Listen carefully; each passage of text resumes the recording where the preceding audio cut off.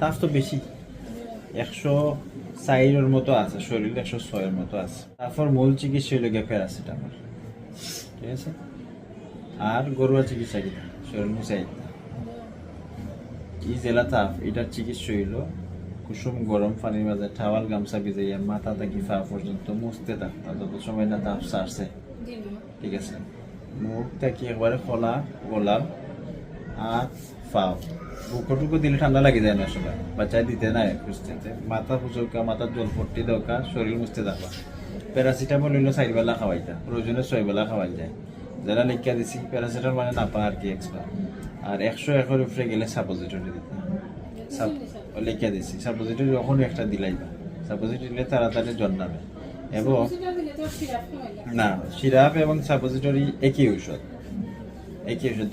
ধরুক এখন সাপোজিটরি দিচ্ছেন, তাইলে সিরাপের একটা ডোজ বাদ যাইব, 6 ঘন্টা বাদে সিরাপ আবার খাওয়াইবা হালকা তাপ থাকলে, বুঝাইতে পারছি। সাপোজিটরি এবং সিরাপ কিন্তু একই ওষুধ, খালি একটা মুখে দিয়ে খাই আর একটা আমরা মলদারে দিয়ে দিই, ঠিক আছে।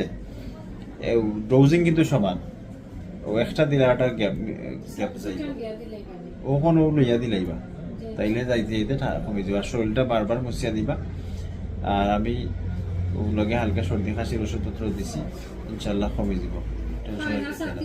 ও তো খাইতো নাই, ও তো জ্বর থাকলে তো খাইতো নাই, রুচি যায় গিয়ে রুচি আই না। বাচ্চা তো ঔষধ পেট ভরার লগে সম্পর্ক নাই, যেটা বড়া পেটে খাওয়া লাগে এটা আমরা লিখিয়া দিই বড়া পেট। আর যে ঔষধও বড়া পেট খালি পেট লেখা দেখা নাই, এগুলো সময় খাওয়া যায়, তো বুকুরি খাওয়াই দিবা, ঠিক আছে।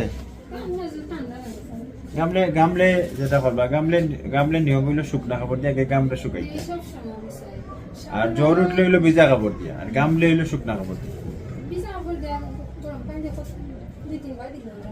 আস্তা দিন দিতে পারবা যত সময় তার বাস। এবার কিছু নাই, গরুর চিকিৎসা শুরু করবা আর বাদে আইবা আর কি। আপনার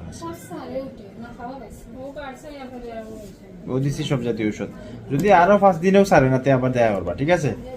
আল্লাহ রাখো।